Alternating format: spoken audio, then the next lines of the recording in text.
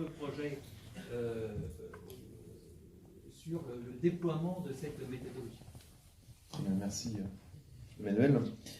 Donc aujourd'hui, je vais vous parler de comment on peut générer automatiquement une combinatoire de tests optimisés pour relever les défis du test de véhicules autonomes. Donc, juste un mot sur la société.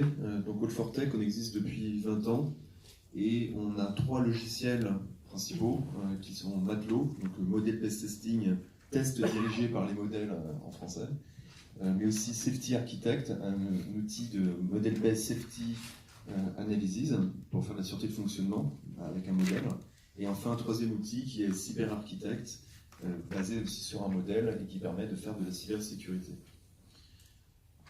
Donc les travaux présentés ici sont issus de plusieurs projets de R&D, des FUI, comme le projet Covadec, et aussi principalement le projet SVA, présenté par Jean Von Franck, avec l'ensemble de ses partenaires ici.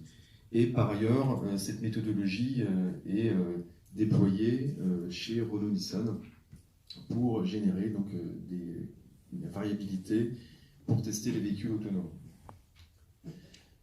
Donc, quelle est la problématique quand on veut faire du test de véhicules autonomes? C'est qu'il va falloir, on va avoir face à un ensemble de familles d'environnements que l'on va vouloir modéliser et pour pouvoir simuler le véhicule autonome dans son environnement, on va avoir différentes familles. Donc on va pouvoir avoir par exemple le weather, tout ce qui est météo. Et donc, si vous voulez faire une combinatoire au sein de la météo, vous allez avoir le soleil, la pluie, et il peut y avoir par exemple 1004 tests possibles par rapport à la météo. Si vous ajoutez la famille des infrastructures routières, on va avoir à nouveau 1000 possibilités, par exemple, de routes que vous pouvez avoir, des tournants, des verts. Et donc, si vous associez ça avec la météo, ben, on a 1 million de cas possibles. Si on rajoute ensuite tout ce qui est règles, code de la route, toutes les limitations, toutes les interdictions, on va rajouter donc encore 1000, donc ça fait 1 milliard de possibilités. Tous les types de véhicules que l'on peut avoir, donc on est 1 milliard. Les scénarios qu'on peut rencontrer sur la route, donc les scénarios avec les comportements des autres véhicules, les cut-in, les cut-out, eh bien, on va passer à 1 milliard. Tout ce qui peut se passer dans le système, on retire sa ceinture, on prend la main sur le volant, on n'a plus d'essence, voilà, on arrive à des trilliards. Et si on ajoute encore les événements, les vaches, les poulets sur la route, ça va ajouter encore beaucoup de cas. Donc là, on a un exemple avec ce grand nombre, mais dans la réalité, ce nombre est encore plus important. C'est-à-dire qu'on pense que c'est peut-être 10 puissance 100, 10 puissance 200, sachant que dans la réalité, c'est réellement infini, parce que ça, c'est si on décompose les variables en classes d'équivalence, et donc c'est déjà une abstraction et une simplification. Donc pour résoudre cette problème de combinatoire, ben, on peut faire donc, du roulage en réel, donc de prendre un véhicule et aller dans la rue, un véhicule autonome, et de faire des tests. Mais la couverture de test, elle est quand même difficile à mesurer, puisque en fait, en fonction de l'endroit où vous roulerez et en fonction des événements que vous allez rencontrer, ben, vous n'aurez pas forcément l'ensemble des cas qui peuvent arriver, et c'est difficile de mesurer la couverture. Et par ailleurs, ça prend beaucoup de temps. On a parlé de presque de milliards de kilomètres à faire, donc ça coûte très cher, et c'est pas évident, surtout dès qu'on fait une modification sur le système, de revalider comme ça. Donc, ce qu'on fait dans le projet SVA, dans d'autres projets de R&D, et chez Renault-Nissan aussi, c'est qu'on va donc faire un modèle de l'environnement qui est fait avec le logiciel Matelot, le logiciel de Model Based Testing, et on va générer des scénarios valorisés qui vont être simulés dans un logiciel qui s'appelle Scanner,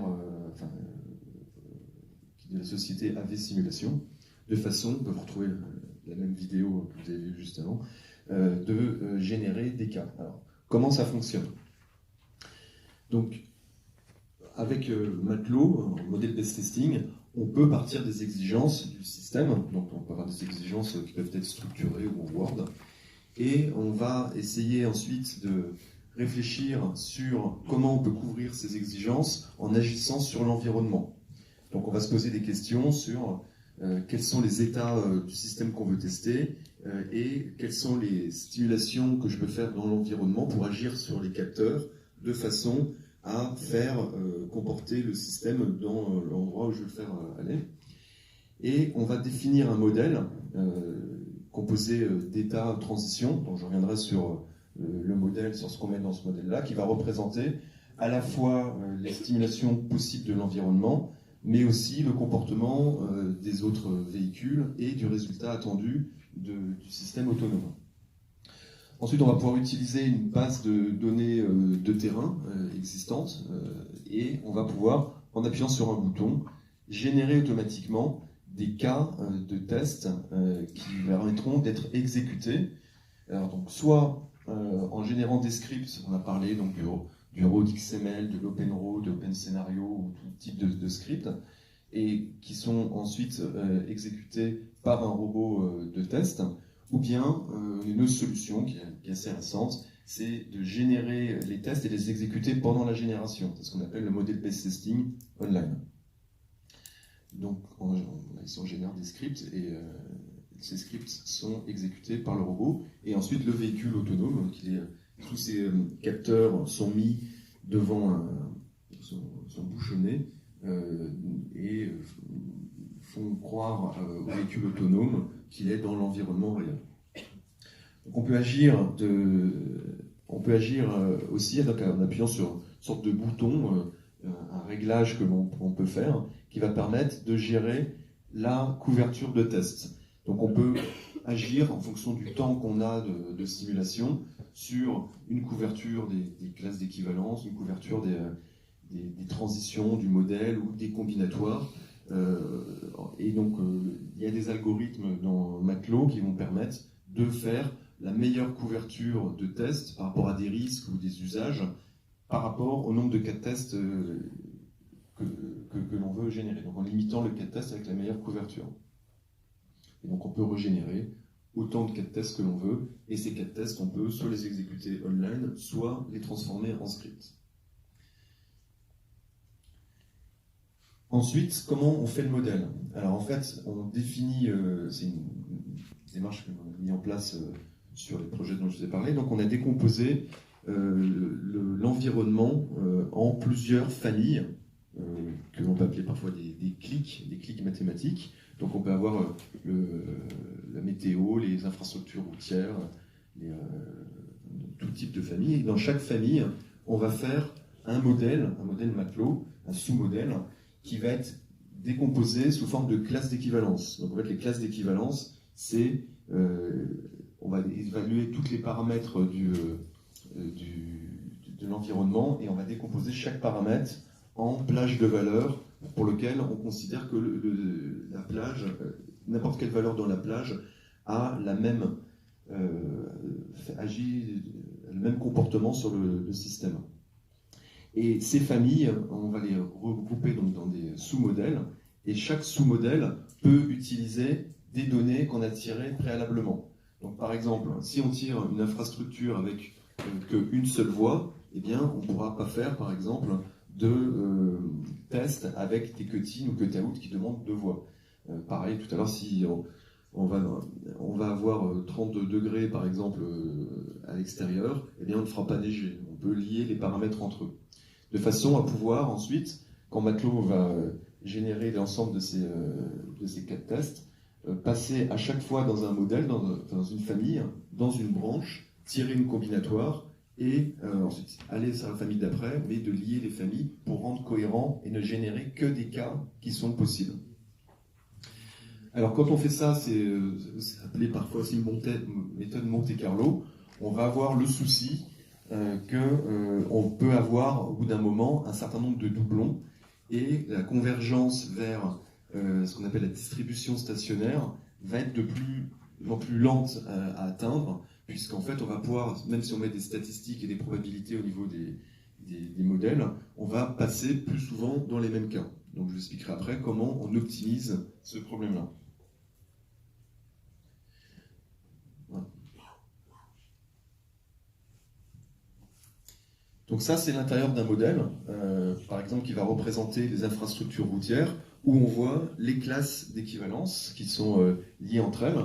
Donc on peut générer ce type de modèle à partir de fichiers Excel si on les a, et on voit toutes les classes d'équivalence. Donc sur la partie en haut, on voit que les classes d'équivalence ne sont pas liées entre elles. Donc on peut avoir potentiellement l'ensemble des cas possibles. Donc, on peut avoir une route à 4 voies avec en descente ou avec un dévers, peu importe. Tandis que sur la partie du bas, on voit que les classes d'équivalence peuvent être liées. Donc là, par exemple, on a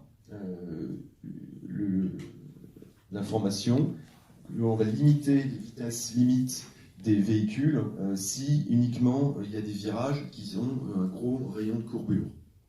Donc à la fin, on ne peut générer que des cas qui sont physiquement faisables.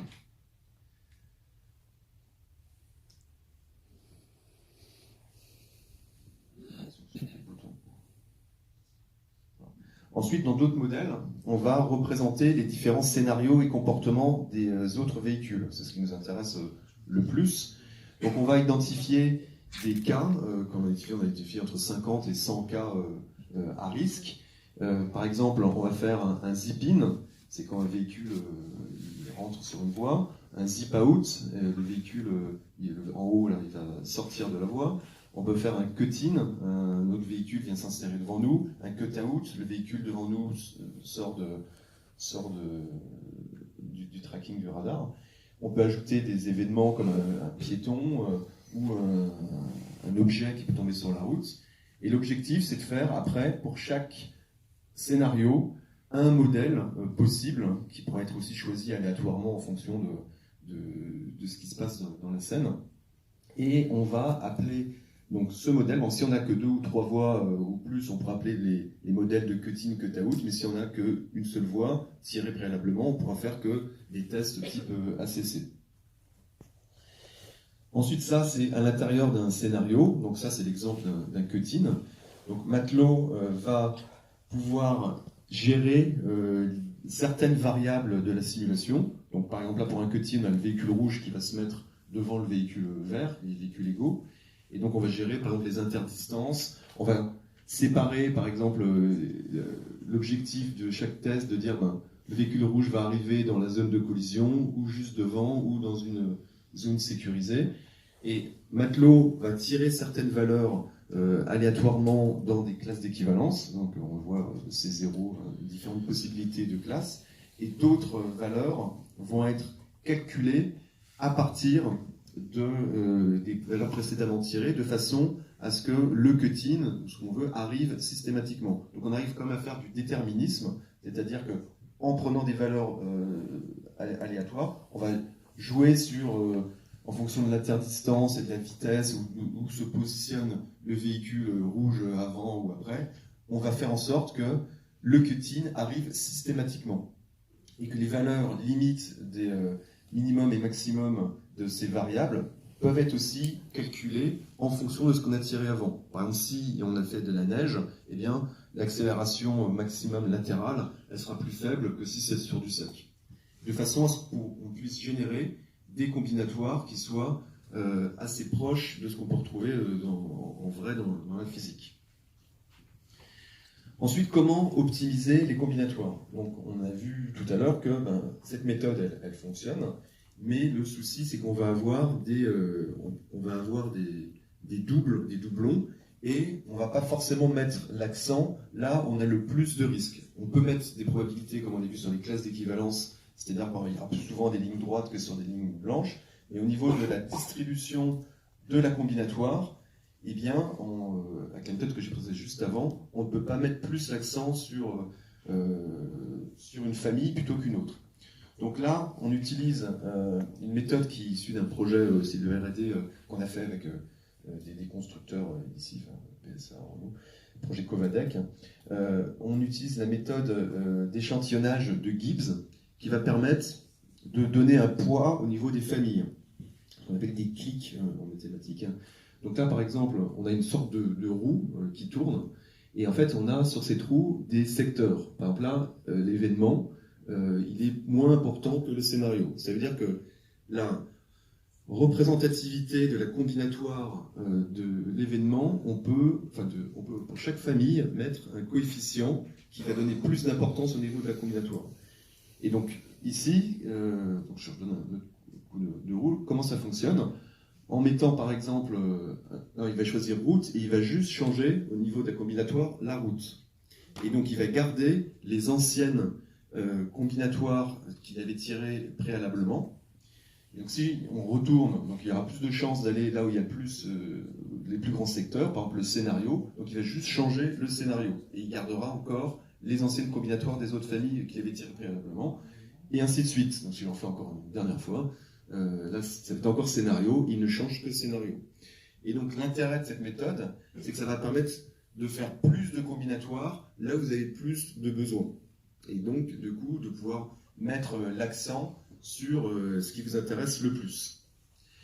Et comparer ça avec la méthode Monte-Carlo, en fait, on observe et on a calculé que cette méthode permet de converger de façon géométrique vers la distribution stationnaire, on dit qu'elle converge vers pi, tandis que la méthode Monte-Carlo, elle est asymptotique vers pi. Donc c'est beaucoup plus rapide, et donc ça permet de réduire de façon importante le nombre de cas de tests à faire. Comment ça fonctionne dans Matelot? Donc, on retrouve les familles qu'on avait préalablement, qui étaient avant linéaires, sauf que là, les familles, on va les tirer les unes après les autres, et à chaque fois qu'on en a tiré une, on reprend les valeurs qu'on avait tirées préalablement. Donc, sur un modèle Matelot, on va retrouver les familles, et on aura une sorte de boucle. Bon, alors on va retirer au cas de test d'après la même famille, on va retirer d'autres familles, mais en gardant les données d'après, il y a une boucle entre les cas de test, et ça permet, donc, on a démontré de façon mathématique, donc c'est l'INRIA qui a fait ça, qu'on convergeait de façon très rapide vers la distribution stationnaire, et qui permettait de donner un ordre d'idée qui permettait d'avoir des facteurs très importants de réduction de combinatoires, si on a bien sûr les probabilités et les points à mettre sur les différentes familles. Si vous mettez que tout est TQ probable, cette méthode ne sert à rien. Mais ça permet donc de réduire de façon très importante. Et donc sur SVA2, le très important, on va essayer de le quantifier par une formule mathématique qui nous dira que ça permet de faire 1 million, 2 fois moins de cas de test pour la même couverture. Et enfin, un résultat, pour retrouver aussi les mêmes vidéos, donc on peut voir le modèle qui tourne et qui passe à l'intérieur des différentes familles et les classes d'équivalence, et le résultat, on peut voir le changement de luminosité, ou faire neiger, arrêter de neiger, et aussi une possibilité de voir l'ensemble de ces cas de tests s'exécuter simultanément. Donc, pour information, actuellement chez Renault, on utilise Matelot, et il commence à générer plus de 100 000 cas de tests, et l'objectif c'est d'en faire à court terme au moins 1 million. Donc on a fait des évolutions sur l'outil, on arrive à en générer 100 000 à l'heure.